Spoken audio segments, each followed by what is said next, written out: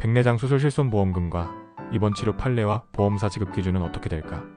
안녕하세요. 금융감독원 출신 손해사 정사입니다. 백내장 수술과 보험금 분쟁이 드러나는 이유. 최근 백내장 수술 후 실손보험금 청구를 둘러싼 분쟁이 빠르게 증가하고 있습니다.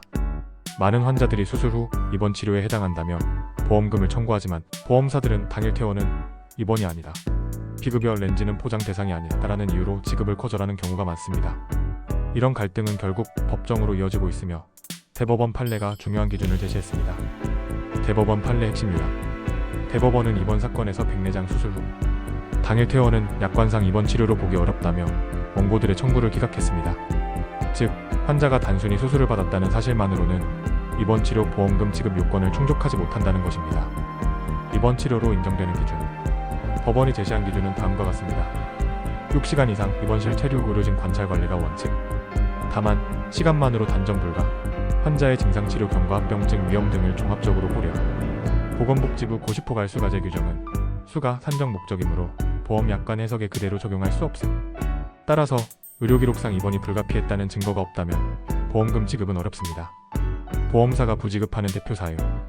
금융감독원 자료와 소송 사례를 보면 보험사가 백내장 실손보험금 지급을 거절하는 주된 사유는 3가지입니다. 1. 수술 필요성 불인정 시력 저하가 경미한 초기 백내장은 선택적 수술로 판단. 입원 필요성 불인정 대부분 30분 1시간 내외 수술, 당일 귀가 가능. 3. 기타 약관상 면책 비급여, 렌즈 사용, 고지 의무 위반, 시력 교정 목적 수술 등. 금융당국의 지급 기준 정비. 소비자 피해가 잦아지자 금융위원회와 금융감독원은 백내장 실손보험금 지급 기준 정비안 2023.1을 마련했습니다. 고령자 단초점 렌즈 불필요한 추가 서류 요구 없이 인정. 합병증 기저질환 동반 입원 필요성 인정 입원보험금 지급. 과잉진료 방지 불필요한 고가 검사다 초점 렌즈 삽입은 보상 제외. 취약계층 보호 만 70세 이상 저소득층은 간소화된 심사. 즉, 행정 차원에서 분쟁을 줄이려는 방향으로 제도가 개편되고 있습니다. 보험금 청구 시 유의할 점.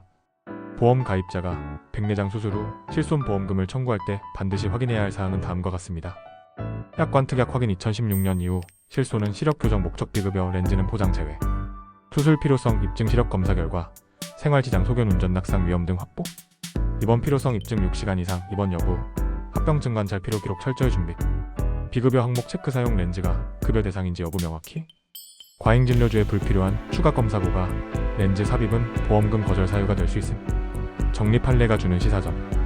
이번 대법원 판례는 백내장 수술 자체가 곧바로 입원 치료는 아니다라는 점을 다시 확인했습니다.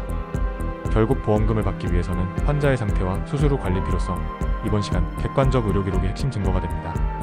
따라서 백내장 수술을 앞둔 환자와 보호자라면 사전 의료 기록 확보, 비급여 항목 체크, 입원 필요성, 명확히 기록을 통해 불필요한 분쟁을 예방하는 것이 무엇보다 중요합니다. 손해사정사무소 가온이었습니다. 감사합니다.